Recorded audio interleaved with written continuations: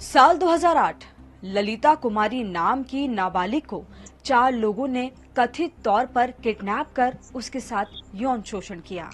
इस मामले में पुलिस ने ललिता के पिता भोला कामत की एफआईआर दर्ज करने से इनकार किया, जिसके बाद भोला कामत ने सुप्रीम कोर्ट में गुहार लगाई। इस मामले में सुप्रीम कोर्ट की संविधान पीठ ने 12 नवंबर 2013 में आदेश दिया कि गंभीर अपराधों की शिकायत मिलते ही पुलिस को एफआईआर दर्ज करनी होगी। अगर पुलिस अधिकारी देरी करता है तो उसके खिलाफ कार्रवाई की जा सकती है।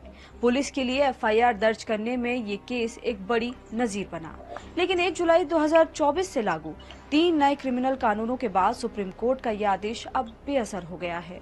अब पुलिस को एफआईआर दर्ज करने से पहले प्रारंभिक जांच के लिए 14 दिन का समय मिलेगा, जिससे वो तय कर सकेंगे कि केस बनता है या नहीं। इसके अलावा नए कानूनों में कुछ ऐसे प्रावधान किए गए हैं जिससे पुलिस की ताकत बढ़ गई है।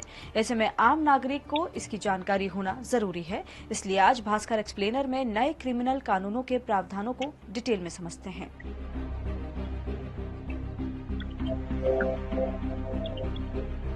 पहले जानते हैं कि वो 3 कौन से कानून हैं जिन्हें बदला गया है। तो 1860 में बने इंडियन पीनल कोड की जगह अब भारतीय न्याय संहिता 2023, 1898 में बने सीआरपीसी की जगह अब भारतीय नागरिक सुरक्षा संहिता 2023 और 1872 में बने इंडियन एविडेंस कोड की जगह अब भारतीय साक्ष्य संहिता 2023 लागू होगी। अब समझते हैं कि पुलिस की वर्किंग क्या है। तो देखिए, सामान्य तौर पर पुलिस का काम लॉ एंड ऑर्डर बरकरार रखना है। पुरानी सीआरपीसी और नए बीएनएसएस कानूनों में पुलिस की वर्किंग को लगभग एक बराबर ही रखा गया है। इन दोनों के मुताबिक पुलिस के 3 काम हैं, जैसे निवारक कार्रवाई यानी प्रिवेंटिव एक्शन। इसके तहत पुलिस अपराध को रोकने का काम करती है और लॉ एंड ऑर्डर को बरकरार रखने के लिए अपनी शक्तियों का इस्तेमाल कर सकती है। जांच करने की शक्ति यानी पावर टू इन्वेस्टिगेट। इसके तहत पुलिस को किसी मामले की जांच करने का अधिकार प्राप्त है। पुलिस मामले से जुड़े सबूतों, बयानों और वस्तुओं को भी इकट्ठा कर सकती है। और तीसरा, वारंट पेश करना यानी एग्जीक्यूशन ऑफ वारंट।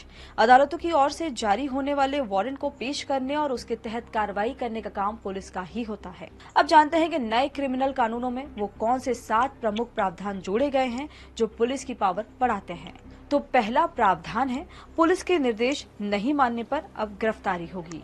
बीएनएसएस के सेक्शन 172 के तहत किसी मौके या क्षेत्र में पुलिस की ओर से दिए गए वैध निर्देशों का पालन करने के लिए सभी लोग बाध्य होंगे। किसी निर्देश का पालन करने से इनकार करने, अवमानना करने या प्रतिरोध करने वाले व्यक्ति को पुलिस हिरासत में ले सकती है या इलाके से हटा सकती है। ऐसे व्यक्ति को मजिस्ट्रेट के सामने पुलिस पेश कर सकती है या छोटे मामलों में उसे 24 घंटे के भीतर रिहा भी कर सकती है। यानी अब पुलिस किसी भी व्यक्ति को अपने निर्देशों का पालन नहीं करने के लिए 24 घंटे तक हिरासत में रख सकती है।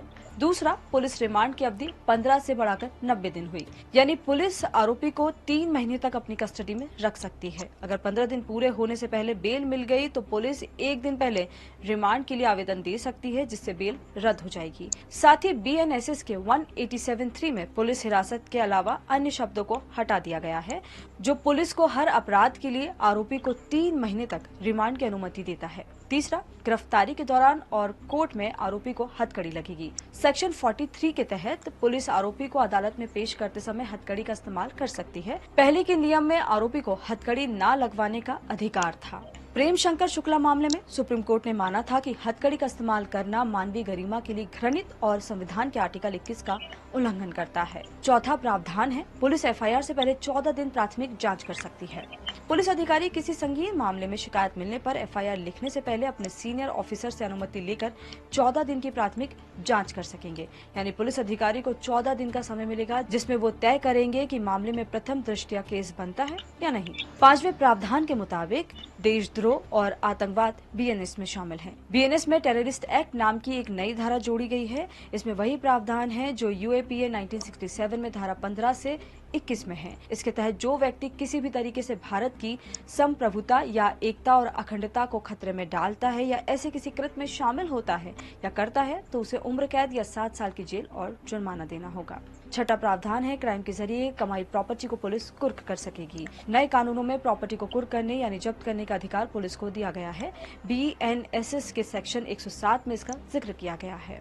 यानी पुलिस को लगता है कि कोई प्रॉपर्टी किसी भी प्रकार के क्राइम के जरिए बनाई है या कमाई गई है तो पुलिस उसकी कुर्की कर सकती है। सातवां प्रावधान है, पुलिस को मोबाइल लैपटॉप सौंपने होंगे। भारतीय नागरिक सुरक्षा संहिता और भारतीय साक्ष्य विधेयक के तहत जांच के दौरान पुलिस किसी भी आरोपी व्यक्ति को डिजिटल डिवाइस दिखाने और उन्हें सौंपने के लिए बाध्य कर सकती है। तो ये थी नए क्रिमिनल कानून से जुड़ी कुछ खास जानकारी। ऐसी और वीडियोस को देखने के लिए जुड़े रहिए।